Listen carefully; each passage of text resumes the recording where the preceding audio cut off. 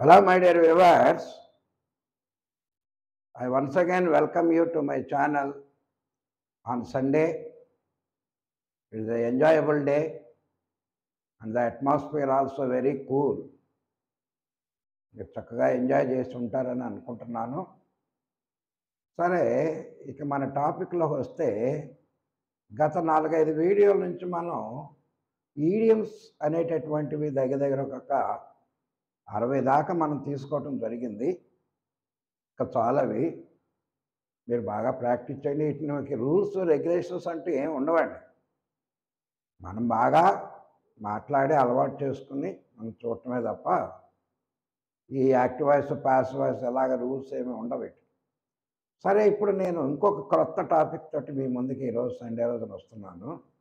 అదేంటంటే basic English and advanced English. అంటే సహజంగా భాష కానీ ఏదైనా కానీ కాలానుగుణంగానే మారుతూ ఉంటుంది. చేంజ్ అనేది మస్ట్. అది whether it is a language, is a custom, is a social, ఏదైనా సరే. సో ఎప్పటి నుంచో మనం పాతకాలం నుంచి ఉపయోగించేటటువంటి టర్మ్స్ని మనం బేసిక్ ఇంగ్లీష్లో ఉపయోగిస్తాము. అడ్వాన్స్డ్ అంటే మోడర్న్గా మళ్ళీ వాటిని మార్పులు చేసి పదాలకు రూపాంతరం చేసి క్రొత్తగా మాట్లాడేటటువంటి వాటిని మనం అడ్వాన్స్డ్ ఇంగ్లీష్ అని మనం తీసుకోవడం జరిగింది. దగ్గరగా ఒక 2 వీడియోలు చూద్దాం. ఇవి ఒక 50 దాకా 50 కానీ 60 కానీ కవర్ చేద్దాము. సరే, మీ రెస్పాన్స్ని బట్టి కంటిన్యూ అవ్వాలా లేదా అనేటటువంటి తర్వాత విషయం. సో బేసిక్ ఇంగ్లీష్ అంటే ఇది వరకు ఎప్పటి నుంచో we are following these words or these sentences. Advanced అంటే వాటిని మోడరేట్గా చేయటం. వీటిలో కొన్ని ఈడియమ్స్ కూడా వస్తూ ఉంటాయి. ఫస్ట్ చూడండి, ఐ ఆమ్ వెరీ హంగ్రీ. నేను చాలా ఆకలిగా ఉన్నాను. దానికి అడ్వాన్స్డ్ ఇంగ్లీష్లో మనం ఐ ఆమ్ స్టార్వింగ్. ఇదివరకు ఏంటంటే ఐ ఆమ్ హంగ్రీ అంటే నేను ఇప్పుడు ఆకలితో ఉన్నానని. ఐ ఆమ్ స్టార్వింగ్ అంటే గత 5-6 రోజుల నుంచి నేను అన్నం లేకుండా బాధపడుతున్నాను అనే విధంగా ఉపయోగించేవారు. కానీ దాన్ని ఇప్పుడు టోటల్గా హంగ్రీ అనేటటువంటి దానికి దీన్ని ఐ ఆమ్ స్టార్వింగ్ అంటే ఐ ఆమ్ హంగ్రీ అన్నా ఒకటే, ఐ ఆమ్ స్టార్వింగ్ అన్నా కానీ ఒకటే. కాకపోతే ఇది క్రొత్త పదం అనమాట. కొంతమంది తెలిసే ఉంటుంది స్టార్వింగ్ అంటే ఏంటో. Next, hurry up. సహజంగా మనం ఏదైనా ఎక్కడికన్నా వెళ్ళాలనుకున్నప్పుడు, ఏదైనా పని మొదలెట్టాలనుకున్న హరీ అప్, వేగంగా, సహజంగా హరీ అప్, తొందరగా అని అంటాం కదా మనం. దాన్ని చాప్ చాప్. బాగుంది కదా పదం. హరీ అప్, క్విక్లీ ఇవన్నీ కాకుండా చాప్ చాప్ అంటే వెంటనే తొందరగా సంకల్పించాలి ఆ పని అని అర్థం అనమాట. Next, I don't know. నాకు తెలియదు. ఎవడైనా ఏదైనా అడిగారు అనుకోండి, ఏంటంటే ఆ సంగతి, ఐ డోంట్ నో సార్. దాన్ని బీట్స్ మీ. చూడండి, ఇక్కడ బీట్ అంటే కొట్టుట, బీట్స్ మీ నన్ను కొట్టుతున్నట్లుగా అర్థం వస్తుంది. కానీ మోడర్న్ ఇంగ్లీష్లో నాకు తెలియదు అనే దాన్ని బీట్స్ మీ అంటే I beats me about that incident. ఆ సంఘటన గురించి నాకు తెలియదని అంటే I don't know that incident అనే బదులు బీట్స్ మీ అనే దాన్ని మనం ఉపయోగిస్తాం. Next, good luck. సహజంగా మనం ఎవరన్నా ఎక్కడికైనా ఊరు వెళ్ళేటప్పుడు కానీ, ఏదైనా పని చేసేటప్పుడు కానీ, ఏదైనా ఎగ్జామ్ రాసేటప్పుడు కానీ సహజంగా మనం ఉపయోగించేది బెస్ట్ ఆఫ్ లక్ లేదా గుడ్ లక్. రెండు ఒకటే. దానికి బ్రేక్ ఎ లెగ్. ఇది చూడండి, కాలు ఎరగొట్టాను కాదు, ఇది ఆల్రెడీ వచ్చింది ఈడియంలో.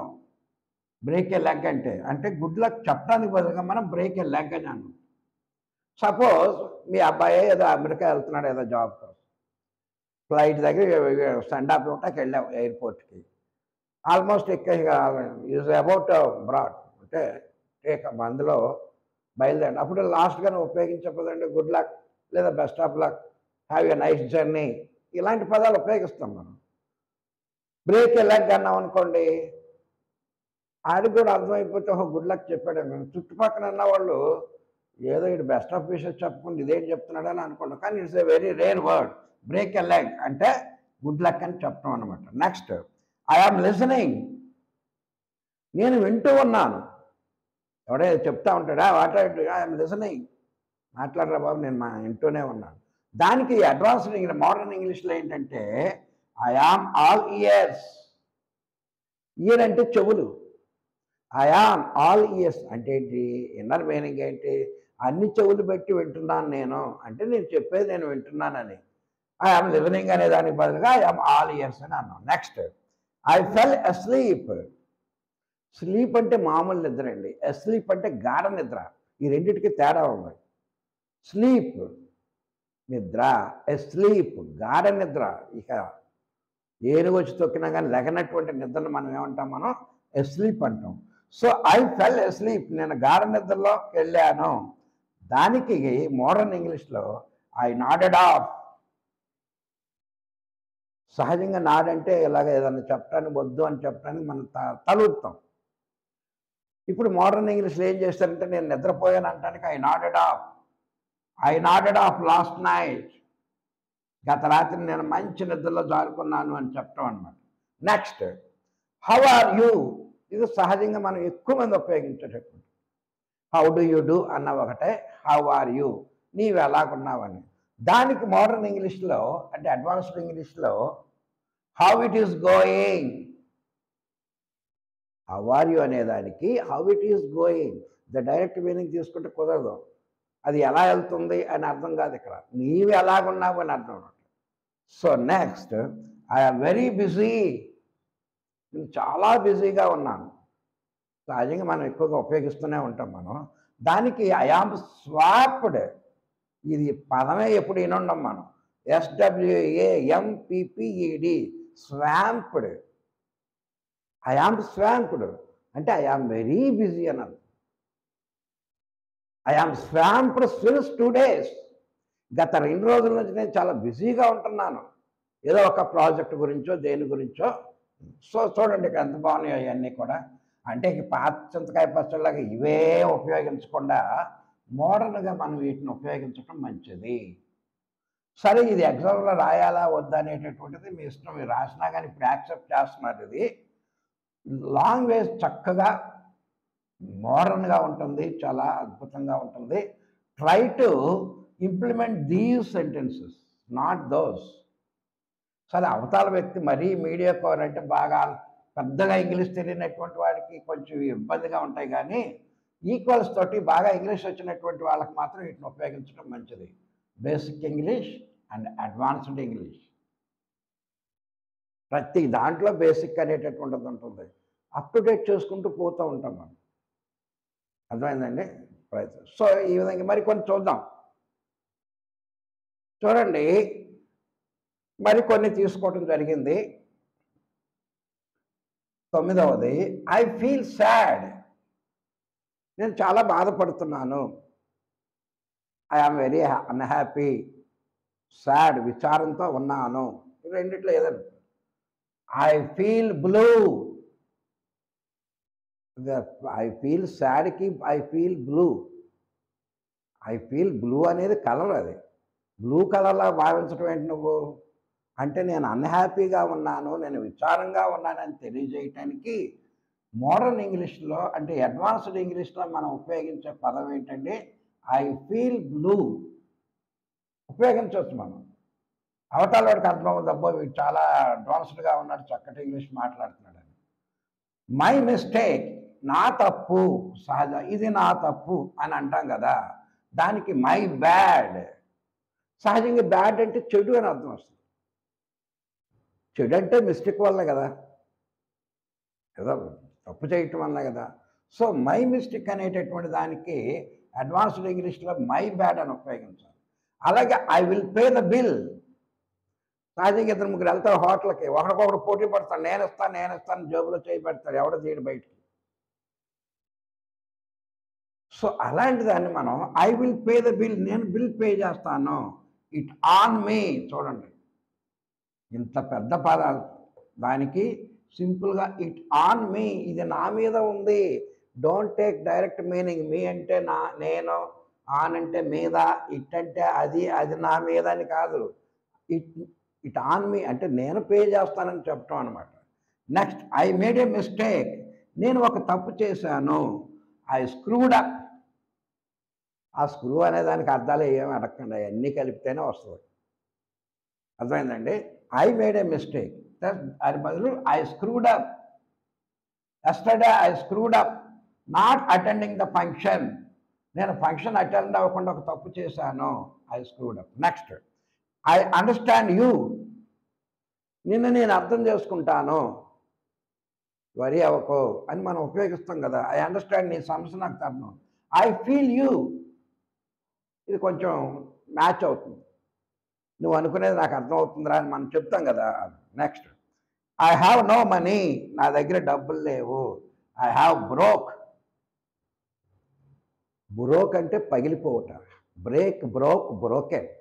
ఐ హ్యావ్ బ్రోక్, నేను పగిలిపోయానని అర్థం ఏంటి అంటే ఏంటంటే మోడర్న్ ఇంగ్లీష్లో, అడ్వాన్స్డ్ ఇంగ్లీష్లో ఐ హ్యావ్ నో మనీ, నా దగ్గర డబ్బులు ఏమి లేవు. ఐ హ్యావ్ బ్రోక్ అంటే. నెక్స్ట్, ఐ లైక్ యూ, నేను నిన్ను ఇష్టపడుతున్నాను. ఐ ఆమ్ ఇంటు యూ, నిన్ను ఇష్టపడుతున్నానని అర్థం.